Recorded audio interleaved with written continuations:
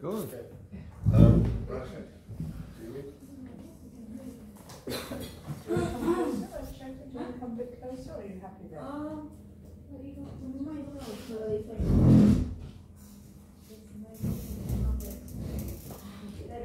You happy reading? You're okay to, Are you okay to read? Do you, if I sit there, go ahead.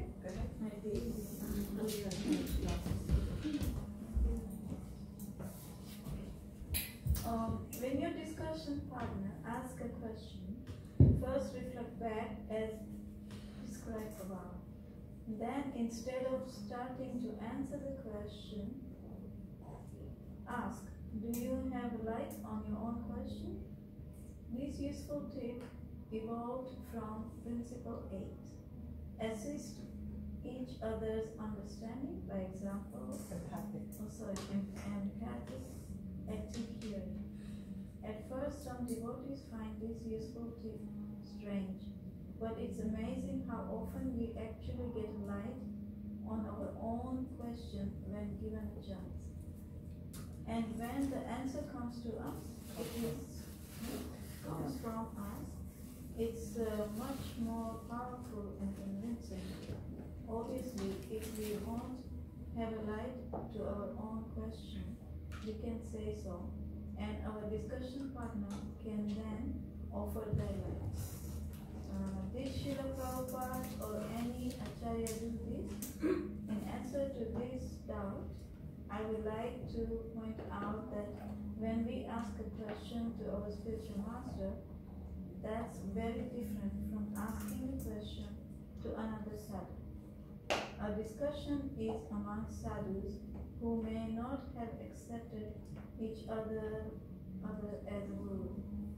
However, even though in these dealings with his disciples, Srila Prabhupada was undisputed Acharya, he would often ask, what do you think?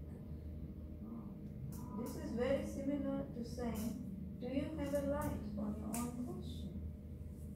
It's an invitation to think for ourselves and see if we can remember relevant scriptural instructions.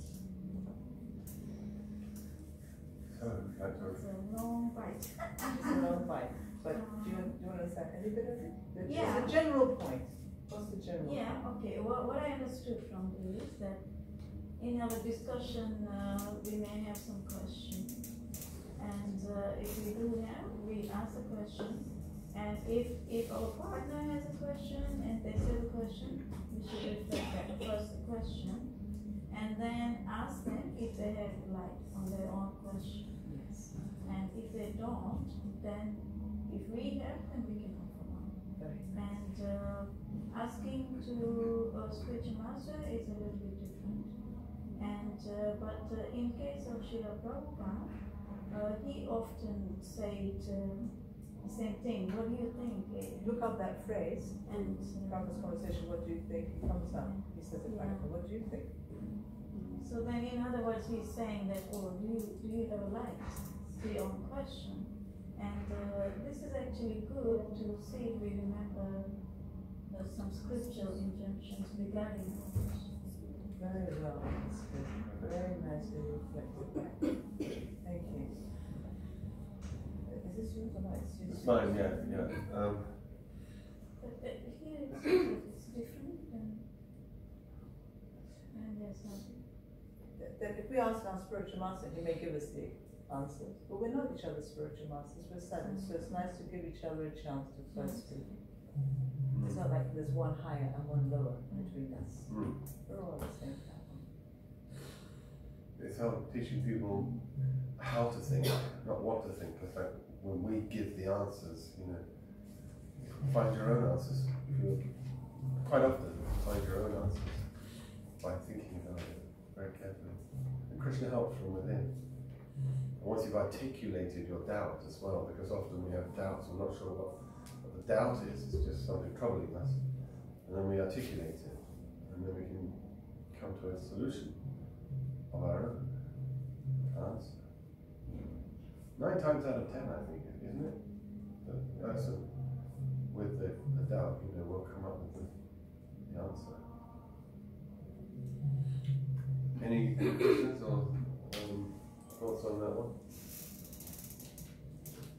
Anyone else want to understand that?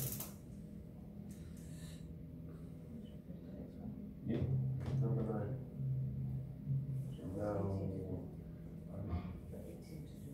Now, yeah. Is it Diana? Like useful tip. Make sure you give positive non-verbal messages to your discussion partner. Studies have shown that the spoken word only accounts for 7% of what we communicate. Our tone of voice and other sounds we make account for 38% of what we communicate. And body language and facial expressions make up to 55% of what we communicate. Keeping this in mind, if we really want to help our partner to understand what they are reading, we have to show our interest not just by repeating what they say, but by being aware of all the other ways we are communicating. If you don't give your partner eye contact, if you have a death pen expression on your face, if your body is turned away, if your voice is lackluster, when you reflect back, you are effectively saying to them that you wish they would stop talking. This will impact negatively on them emotionally, and consequently they are going to find it really hard to think about what they are reading.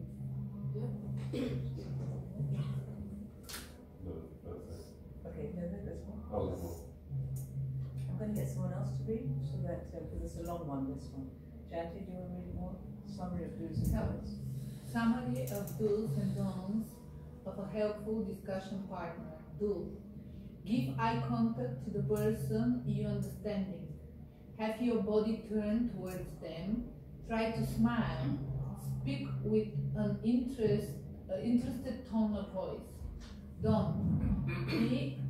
Be on your mobile phone, texting, messaging, or checking your updates while your partner is speaking. Get up and go out of the room to get yourself a drink or to go to the toilet in the middle of them talking.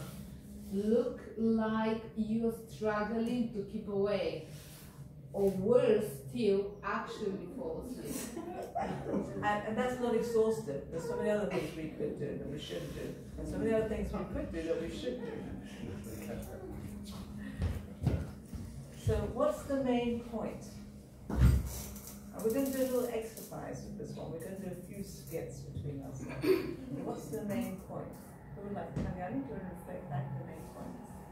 The main point is that whilst you're engaging in this discussion, according to these principles, be aware of other ways that you're communicating to your partner, because research has shown that most of the communication is done by body language, and then also tone of voice as well, and facial expressions, and least of all is actual words, speech.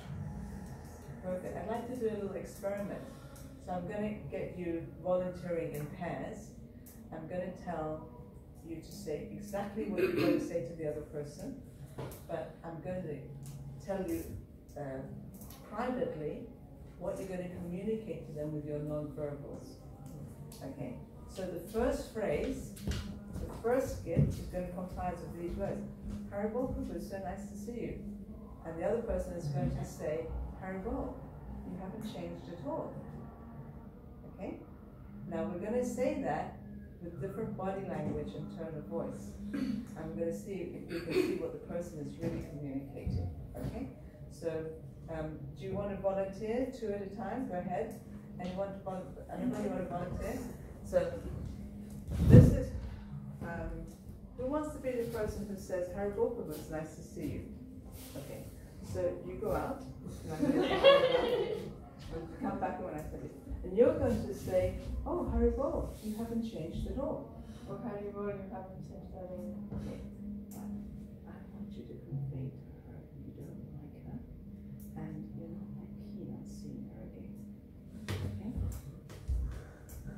Coming in, Clinty. Very well, Brandon. So nice to see you.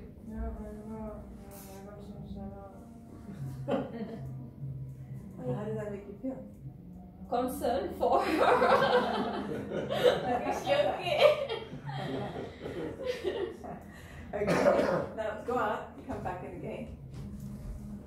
Say the exact same words, but this time you're really happy to see her. You like her. Come on in, Clinty.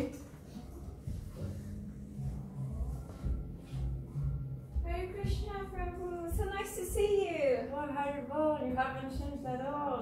Oh, so nice of you. So what did you get this time? Happy feeling.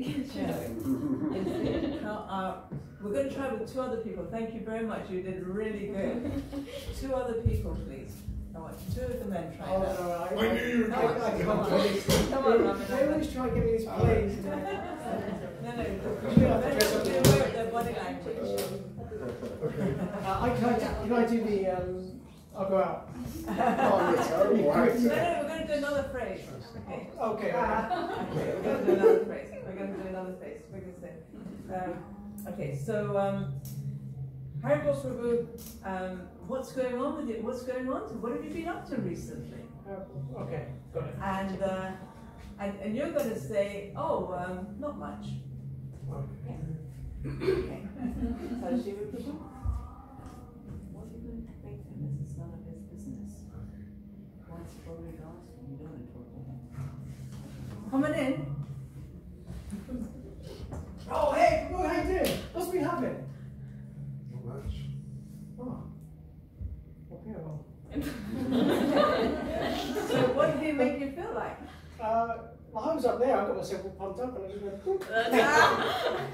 See, how much you go on again. Not very good. And you had the desired effect. You said that, oh, see, you want to talk about him? You want to think like this? Come on in. Hey, Haribol, how you doing? Great, nice to see you. Oh, so How are you? Oh, I'm good, yeah. I'm good, thank you very much. You stick to the same dialogue, just with your body language you're going to say it, okay? Come back in again, because you're just going to say, not much, but with your body language and your tone of voice, you're going to tell him that. What? Come on in again. Hey, Haribol, how you doing? What have you been doing? Not much. How are you? Good, yeah. Yeah. Yeah, I think I even changed the words. I don't in real life, I just go through it. No, it's okay. I think, did you feel better or less worse than last time? No, it's better because it wasn't like I went, you do feel that plummet, don't you? You just go, Yeah. hit the ground. But you didn't feel the plummet this time. No, it's nice. Okay, fantastic. So, and now we're going to do just tone of voice. So I want someone who's not done it at all, and it's only going to be your tone of voice, not your body language. Coming in, someone. I want someone else. So, just going to do it for your tone of voice, okay? So let's see. Haribol, how are you? So nice to see you. Haribol, it was nice to see you too. That's what you're going to say. Okay. So who's going to be the one who starts it off? Who's the one who's going to do the body language, the tone of voice? Okay, you gone up. Haribol Prabhu, come back. It's nice to see you. And you're going to say, Haribol Prabhu, it's nice to see you too.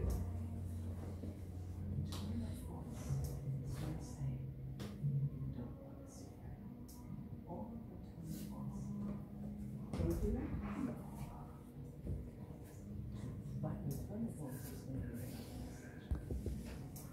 Come on in. Come on in, Sanga. Very welcome, Liz. Nice to see you. Hi, Bob. Nice to see you too. How did it make you feel? I felt concerned that it's okay. Okay, out again. Okay, great. But I'm not allowed to say anything, am I? Just that. Just that. Just those So I wanted words. to ask how she was. So, exact same words, just tone of voice.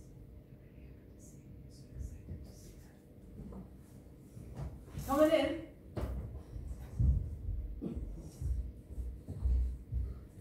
Hi, Babu, how are you? Hi, Paul, how are you? Good, yes. What did you get from the tone of voice? So she's happy to Yeah. see me. The same words verbally, but we're giving each other completely different messages with our body language, our facial expression, and our tone of voice. And so it's very important. There's no point you going through all the, you can all now sit down. There's no point you saying, would you like to say more? And have I understood you properly? And any of that. In your body language, you're turning away from the person. Your face looks like, shuts up, you know, shuts up, you know. And your tone of voice is like, you're saying, you know. It's just, the person is going to shrivel. They can't think. You know how she gave the example of Lord Chaitanya. He said, it's something about your association, Sanatan, that is making this come to me. I haven't any intention of saying these things. So it's Sanatan's enthusiasm to hear it. So, and remember also the example of the Buddhist hell and heaven. If we make our partners shrivel up with our inconsiderate body language, our inconsiderate tone of voice, our inconsiderate facial expressions, they will do tit for tat. They will shrivel up and they'll end up. And we won't want to do the discussion together. The discussion will become unsavory, unpalatable. It certainly won't be Hitler-Simon attack. It will not be pleasing to the ear and the heart. It will be a struggle to keep doing it. It will be torture to go back to discuss together. So it's so important, our non-verbal communication. And in a discussion, when I coach, that's the number one thing. That's the number one thing I start working on. You may have every other bad habit in the book, but until that habit changes, there's no point changing any other habit. Because that one habit will undermine every other good habit you have. That's the first one that has to change. Sorry. Yeah, I just noticed with the kids that actually with a positive response, and it keeps our enthusiasm, and we couldn't stop ourselves to actually respond, to add lines or to hugs. We just wanted to reciprocate. But the same in the discussion. More comes up when the person is positive with you. Exactly. And then, like you said, if you just try to give and then the other respond like that, your mood just flatten, just disappear. Your enthusiasm will disappear. There's nothing more you want to say. And we do that to each other so much, but we mustn't do it in the discussion. We mustn't. Otherwise, we'll lose our discussion partners. We'll hate the discussion. We'll be like, oh, that wasn't the solution. That was part of the problem. Sorry. How do you not do it? Let's say you had like an awful day or whatever. You just because Prabhupada talks about faking it till you make it, but there's only so far you can. I hate Prabhupada doesn't say that. I've never heard Prabhupada say that. Oh really? Look up in the database and find that once for me, and I will eat my sorry. Oh wow! Not a whole sorry, just a bit of it. I've never. Krishna says, "Don't be a pretender." That means don't fake it. Fake it means be a pretender. Don't fake it. Oh, be honest. I've heard him say something. I've heard maybe I haven't heard him again. I've heard someone say something. I've heard someone say, but not Prabhupada. Which is if you don't feel like dancing, dance and anyway. then you feel like dancing. Yes, but that's not faking it. That's disciplining yourself. And there's a difference between discipline and faking. Faking means I'm in ecstasy. I'm not in ecstasy. I'm struggling, but I'm going to dance anyway. But faking it can be interpreted in so many different ways, and it can be interpreted to become a pretender. I mean, that's my personal gripe. And the buddies throw that one out a lot, and personally, I always kind of winch, you know. But that's just me. It's my life. Maybe they have a validity to their life too. But anyway, that besides the point, you were saying, if you've had a bad day, and you really don't feel that, you're tired, or you're struggling, or you're thinking over some things, you're finding it hard to be enthusiastic in life. How do you make yourself do it? Did I send you that? Yes. Do you have a light on your own doubt? And it's such a good doubt. It's a really good doubt. Yeah, I don't, other than praying, and that doesn't usually give immediate results. Sorry, I don't know what I'm talking about. And sticking with it, I don't know. I don't know. Well, you got two good ones. One is pray to Krishna to help you, that will gradually help. And don't give up, keep trying. Do you have any other lights you want to add? So I'd like to add a light to this, and that is be honest and tell the person.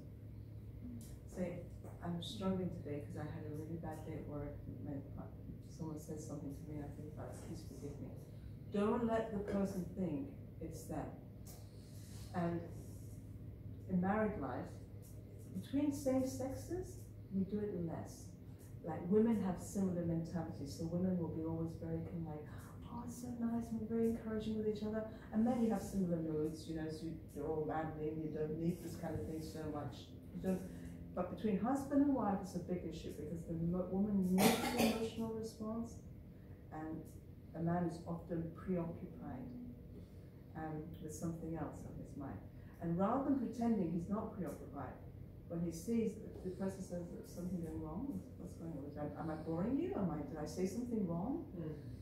Don't just go, no, it's nothing. Just be honest. Say, I'm really sorry, but I've had a really hard day, and I'm thinking about this, and I'm thinking about that, and this person said this, and the boss said that, and I'm finding it so hard to be in the present right now because I'm anxious. So as long as your partner knows it's nothing to do with me, you know, I didn't do something wrong. So just be honest and say it, verbalize, so they know what's going on. And don't make it a habit. It's okay if it happens one discussion, but if it happens every discussion, then you need to think about your schedule. Maybe you should do it when you're less tired. Maybe you should do it on days that, you know, before you go meet your boss or something. You know, so it's not happening every single day. It happens occasionally. Okay, just tell them what's going on. But try to think of ways that it's not happening every day. I don't know if that. Yes, thank you. So you're adding to the idea of praying and just keep going. And you're saying that we should just be honest with where we're at, with whoever our reading partner is, but don't make that. So we do that so that I guess it makes them realise it's not them, it's not their issue, and that relieves some of the tension. And then, but don't make it a habit. If you notice it's happening all the time, then clearly that's something to address in your schedule. Yes, superb of you, Ananda. Very nice.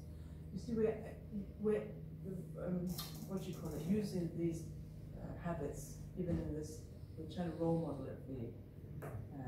So you see them in practice.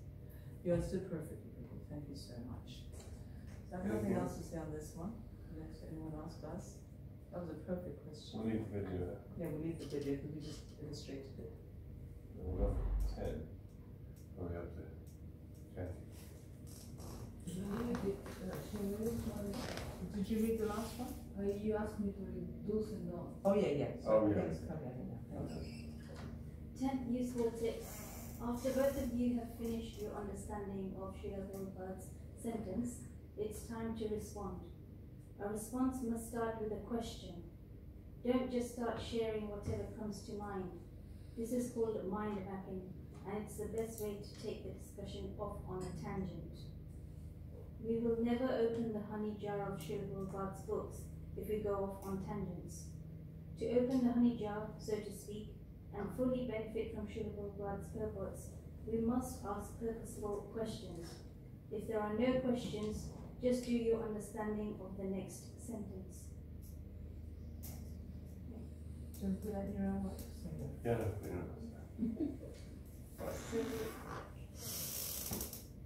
Once we've read the sentence that we're scrutinizing and trying to understand,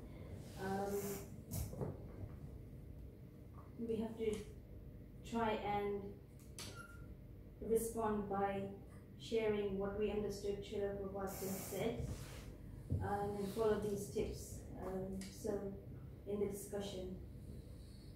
But we shouldn't start with a question, because if we start with a question immediately, it might lead to us going off on a tangent, meaning completely missing the point and going off on a different topic. Yes. Almost. Anyone else understand it? I understood. I just added. I understood that we should start with a question. A response must start with a question. Yeah, after you've done the understanding. So first you do an After the understanding. That part Kalyani got right. Yeah. Yeah. You first do your understanding, and then you do a response. Remember, we defined response in the very first you spoke to. What was a response? A response is when we ask a question, then we discuss our answer. We give our lights. We give our lights. It's different from a comment. A comment doesn't start with a question. I'm just going to let her finish in there. So a comment doesn't start with a question, and we encourage you not to make comments. Either you're doing an understanding or you're making a response. And the difference between a response and a comment is a response always starts with a question. A comment doesn't start with a question. A comment is just me commenting whatever comes to my mind. It's mind mapping. Oh, this reminds me of this, and yeah, I really agree with this, and oh my god, I really don't agree with that. You know, but this starts with a question. So either you're doing an understanding or you're doing a response. And response always starts with a Question. Always starts with a question. What's the danger of it not starting with a question? What will happen? What will happen? Going off track. You go off track. You start making comments, and comments can smile. This reminds me of this. Oh, that reminds me of that. Oh my God, that reminds me of this. And it goes on and on halfway through the universe. Okay, Jonathan, you want to? And I just wanted to answer the question. Yeah, what is the response? It's generally a doubt which we have about an understanding, so we need to clarify and understand. So that's why it should be as a question, because it's a doubt. Yes. It's not just a comment. Yes. It's generally a doubt, but we're going to see that there's different kinds of responses. The biggest category will be doubts, but there are other kinds of responses, and I encourage you, once we look at them, to use them wisely. So, this is actually your one. That's fine, don't worry. Anyone have any other questions or can give an example of other question? The questions will come in. Oh, they come in. Okay. I'm just wondering, we spoke last week or the week before about stating when something strikes you as, you know, how it makes you feel. So I'm just wondering, that wouldn't be a question in the initial sense, in terms of response. It would be, when I read that, I get this feeling of anger, for example. And then would I go on to ask, would I say that first, or would I go on to, because that seems to me to be the first thing, not the question. It's the position of where I'm actually. So you're saying sometimes a statement may evoke an emotional response in you, like anger, right? And that's the first thing that you need to really articulate, you know, before you can go to any other kind of response. But the first thing is, you know, the feeling. When I read that, it makes me feel furious, you know. So is that a response, you're saying? It's not a question. Yeah, I'm asking what is that? Because it's not a question. So do you have a light? You're saying that last time, Arthur said, when you've read now what? Ask, do I agree, don't I agree, why I don't agree? So you were saying, you know, he's asking for our emotional response. We don't seem to be giving any space for that. Yes, that's what I was thinking. Where's the space for that? Because I feel like for me that's the thing that comes up the most, the first thing that comes up, and then I can rationally try and get to it. Right. Okay. So do you have a light? No. Anger management.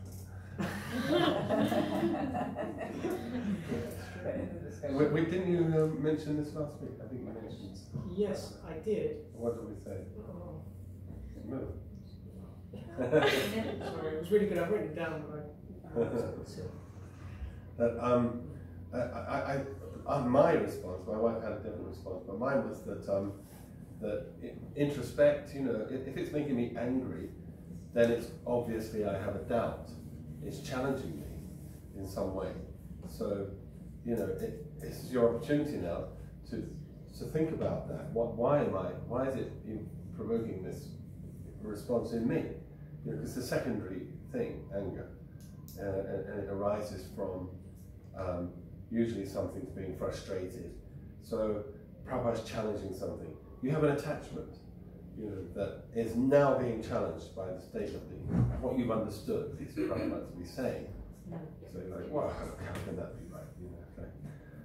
women are less intelligent, and the woman says, "What? That's crazy. How can that be?" Men are all It's very cool, right on.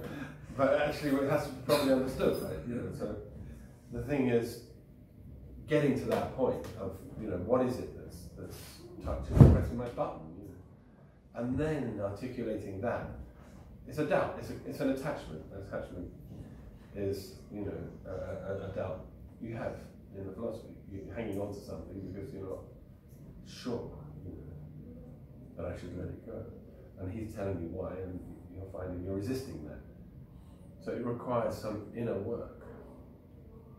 What should you do at that point? So I'm just checking I've got it right. You're saying that when you experience a particular emotional response to something true, so then rather than just kind of voicing that immediately, try and introspect and link it to why I might be experiencing that, and then voice that as a doubt. Yeah. Yeah.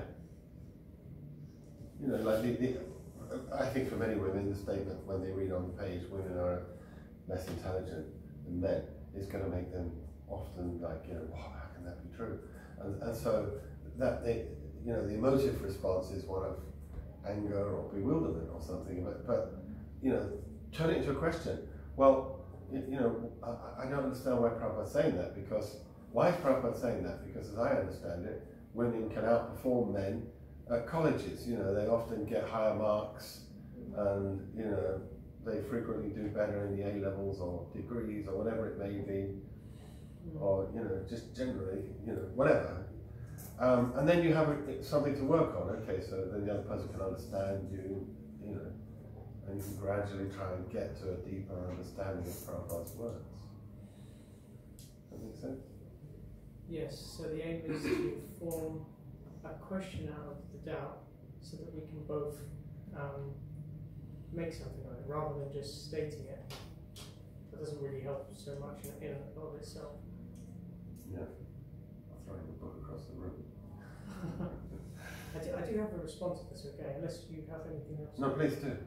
I do feel there's a lot of value in just stating, for me anyway, how I feel, because otherwise it's almost like going through a process of trying to justify it or trying to understand it before I've really accepted what's there in the first instance. So I personally do feel that there is a benefit of saying, this is how I feel, however I'm going to try and formulate a question out of this. Because otherwise I can kind of pretend that I don't feel like that. I shouldn't feel, It's interesting. Yeah, you're saying, well, for you it's helpful to articulate the feeling first and then say, okay, I'm going to try and see what's at the root of this and put that as a question and try and tackle it as a doubt. Yes? Yes. Yeah, I mean, well, I would say that's reasonable enough. You know, I mean, if you've got a good relationship with your discussion partner, I mean, especially when you have a close relationship with a person, you have to deal with the feelings before you can get to the, you know, the issue at heart. You know, often that's the problem with communication, is that, oh, just dismiss the feeling. No, you shouldn't be angry. There's nothing to be angry about. Everything's fine. You know, but actually, I am angry. You know, so you really have to address. It is true, and in other words, I'm validating, I think, what you're saying.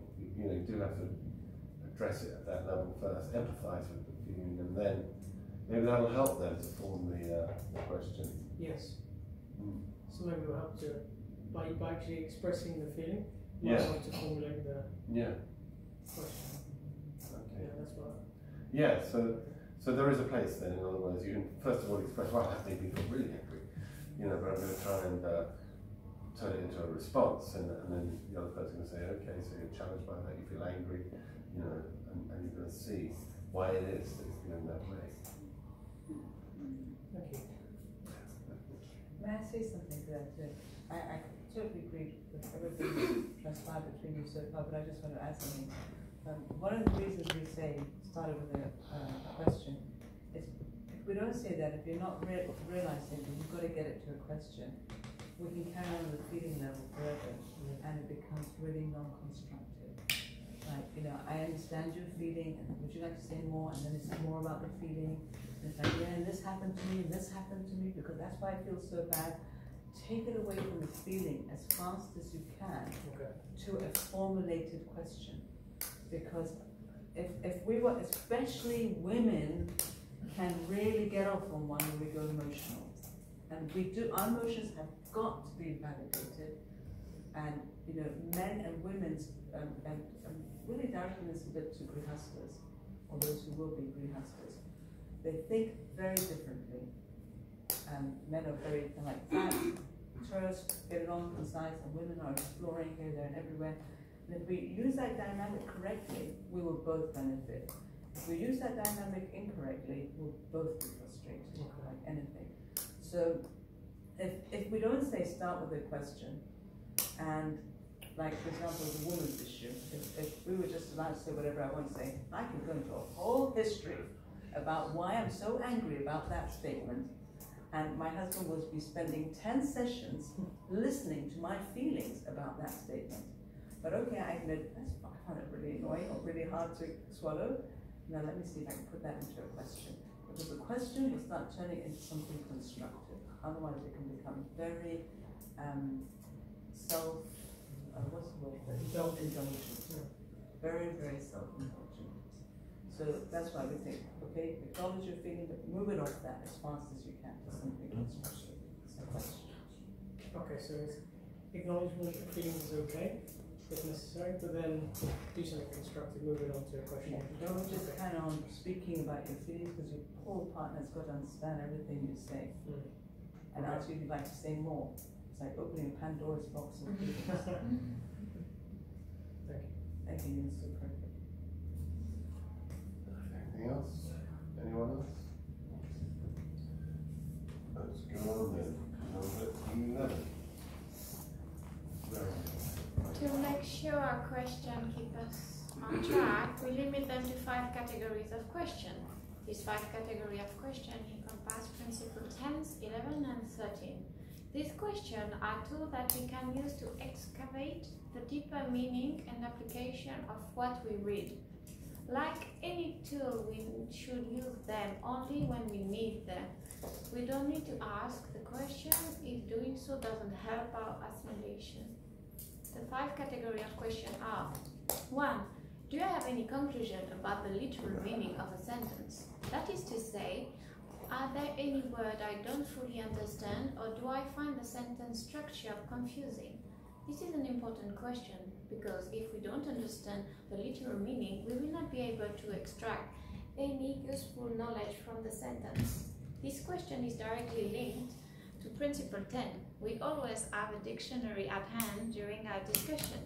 In the discussion with Miss Section, I refer to questions of this nature as the first level response. Okay, all that is very technical. I'm just trying to create a language that we can use to talk about our discussion. So first level response means I ask a question about the literal meaning. I don't understand the meaning of this word. What is Scrutinised mean? Or sometimes proper sentences are like 5 lines long, sometimes even longer. It's got like clause within clause within clause. And we're like, I don't, the sentence structure completely confuses us. We need to know how this all fits together. So it's just about literal meaning, what the sentence literally says, what the words mean. And that's what, if we're going to try to create a language to just talk about the discussion process, we call it first level response. You don't have to call it that, but it's just trying to create that language. I have a question. If you don't Is it understand... a first level response? Huh? Is it a first level response? I'm only joking. But if you actually don't understand a word in the sentence, you are trying to understand, right? How can you make the understanding if you actually don't understand the words? Okay, you're saying, how could you do your initial understanding if you didn't understand the words? Yeah. Did you want to say more? No. Do you have any comment or light on that? No.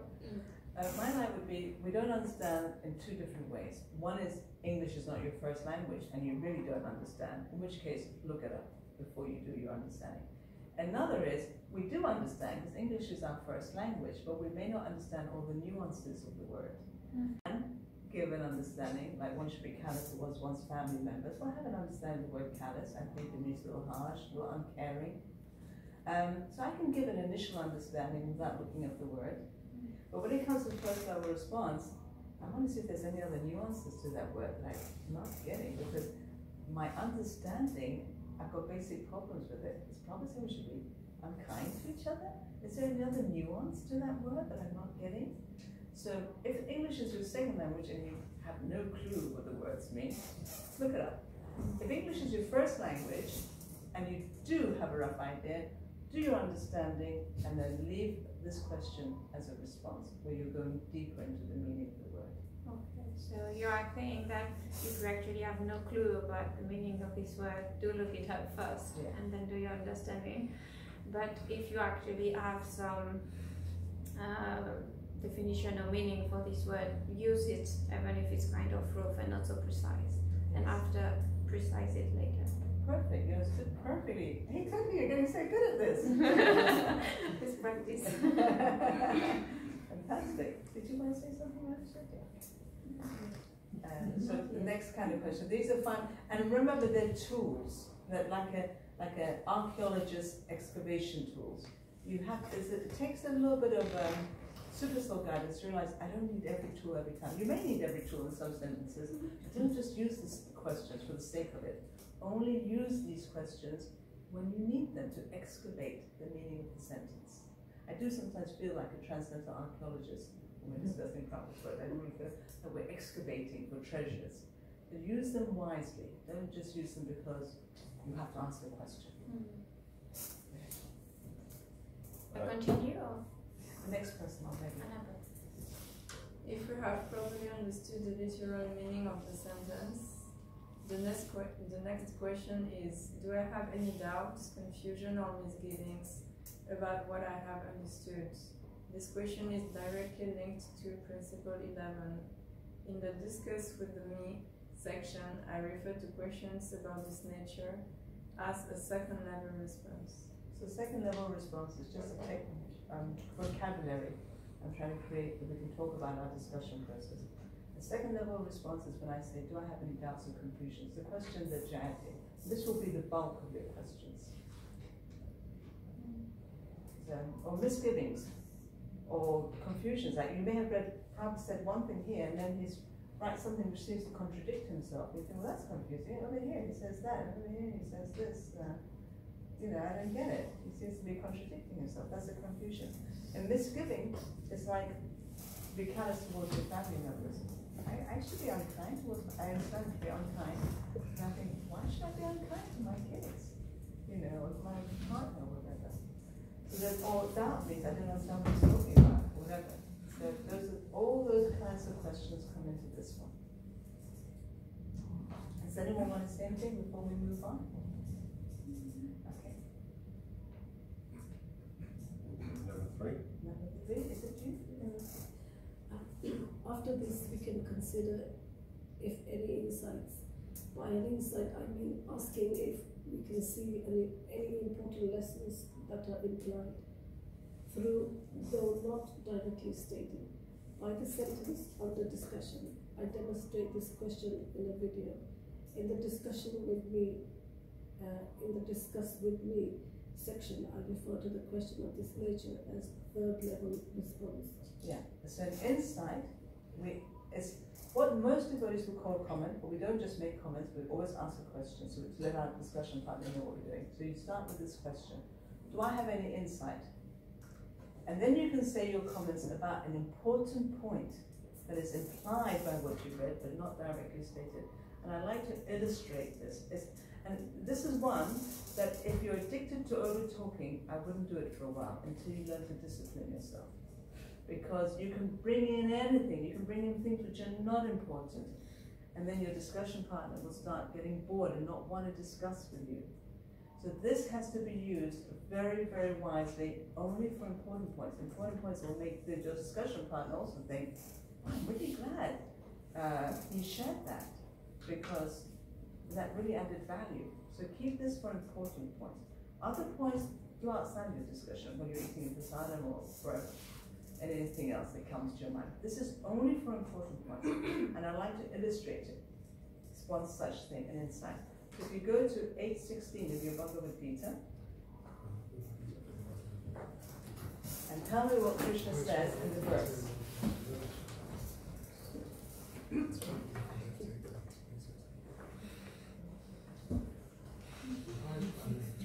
Would you like to say to us how she looked at this? From the highest planet of the material world down to the lowest are all places of misery, wherein repeated birth and death take place. But one who attains Okay, just that sentence. Just that one sentence. Say that one sentence again. From the highest planet in the mature world down to the lowest are all places of misery, wherein repeated birth and death take place. Okay.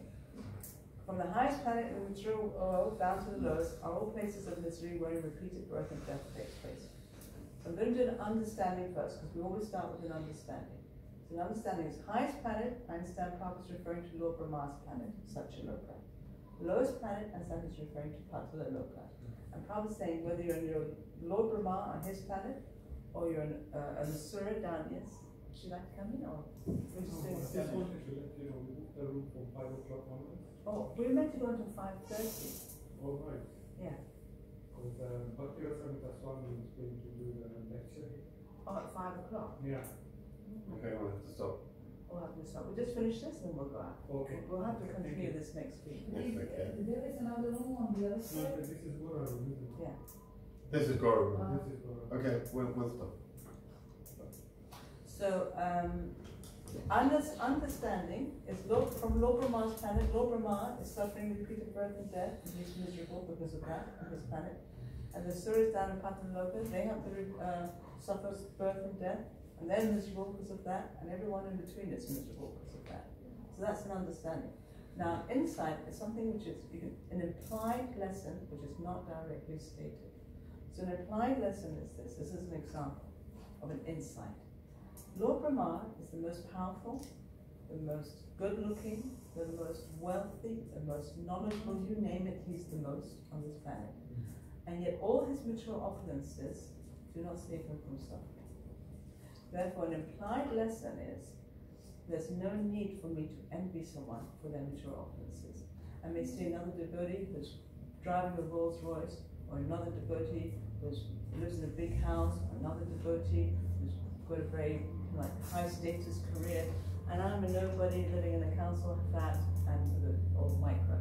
But why envy him? His car, or his big palatial house, or his big status? Because none of it can protect him from suffering. So what's the value of me envying it, wanting it, because it wouldn't protect me from suffering? If Lord Brahma's opulences can't protect him, none of us on this planet can our opulences protect us. So that's an example of an insight. It's an important lesson, and your discussion partner will feel not resentful. Did any of you feel resentful by me sharing that? No. But if you start sharing a lot of minor insights, just little things, oh, this makes me think of this, this makes me, you're going to bore your discussion partners. Don't do it. This one has to be used wisely, only if it's important, if it really adds value. So we better stop, but unfortunately we're going to have to run into this next week. Yeah, this insight is very important. Yeah. So we're on question 4 for next week, and there's 5 altogether. Question 4 and 5 we'll start from next week. So thank you very much. Please accept our obeisance. If he's not here yet, maybe we can continue until he comes. Yeah, but he's not here, no. I know, but they'll want to set the room up. they want to set up. They want to set the room up.